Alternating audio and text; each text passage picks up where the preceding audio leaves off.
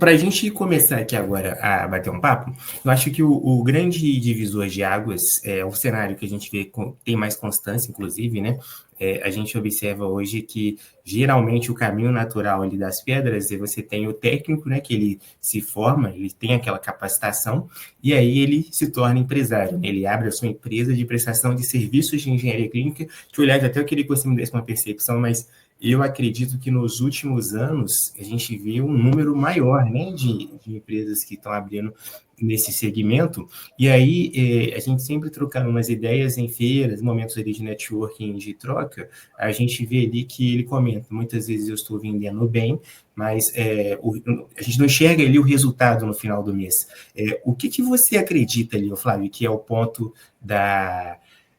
ponto alfa ali, o ponto X da questão, para ele não estar vendo o resultado ali no final do mês, né? Esse olhar, talvez seja uma falta de um olhar mais estratégico, algo assim do gênero. E aí, só antes de você responder, Flávio, quero só lembrar a todos que estão assistindo a gente aqui, que quem tiver perguntas, pode interagir aqui com a gente, pode mandar o seu boa noite, quero saber também de onde vocês são, para a gente cada vez ter um contato mais prático. A gente não está numa sessão espírita, só eu e o Flávio aqui, a gente quer ter participação de todo mundo. Mas, Flávio, agora toda a fala é sua.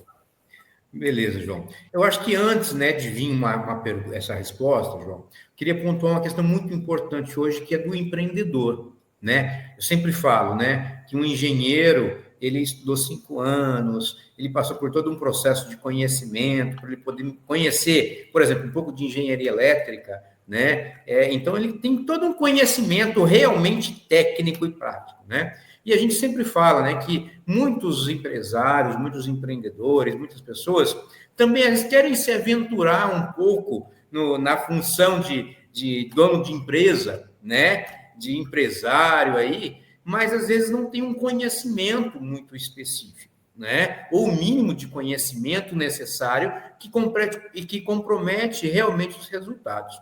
Mas eu acho que um dos primeiros fatores que eu gostaria de pontuar, realmente é comportamental, né? Aonde, na verdade, a gente entende ali disciplina, certo? Porque, assim, ó, é muito importante que para eu enxergar resultados, eu preciso ter algo palpável, ter números na mão, eu preciso ter um dado concreto, eu preciso ter uma informação, né? Então, a gente entende que uma das primeiras fatores muito importantes é a disciplina, é a organização, é o planejamento. Tudo isso vai contribuir para que realmente o empreendedor ali, ele tenha uma clareza do seu resultado. Como você falou, poxa, eu não estou enxergando um resultado. Por que ele não está enxergando? Porque ele não tem um dado, né? Um dado mais concreto, um dado mais certo, né? Então, assim, isso dificulta muito o resultado nas organizações. Já dizia, né, o ditado que o que não é medido não é gerenciado. Então, eu preciso realmente medir, eu preciso mensurar as informações, os resultados, os números. E, para isso, eu preciso ter disciplina, preciso ter organização, preciso ter planejamento, preciso ter controle, né? E conhecimento de finanças, o básico de conhecimento de finanças, né? E aí, esses resultados vêm, a gente trabalha muito assim, toda consultoria, toda assessoria que a gente faz, um dos primeiros pontos, né, é o seguinte: separa primeiro o pessoal do profissional, né? É a lição de casa, é o arroz com feijão, primeiro ponto aí. A gente entende que, eu não estou vendo o resultado, mas ele paga o carro dele, prestação do carro dele, paga a prestação do carro da mulher dele, né? Ele paga a prestação da chácara que ele comprou, e aí, às vezes, ele não consegue enxergar, na verdade, aonde que está esse resultado, né? Então, é muito importante que a gente compreenda que, para se trabalhar, precisa ter esse comportamento de organização.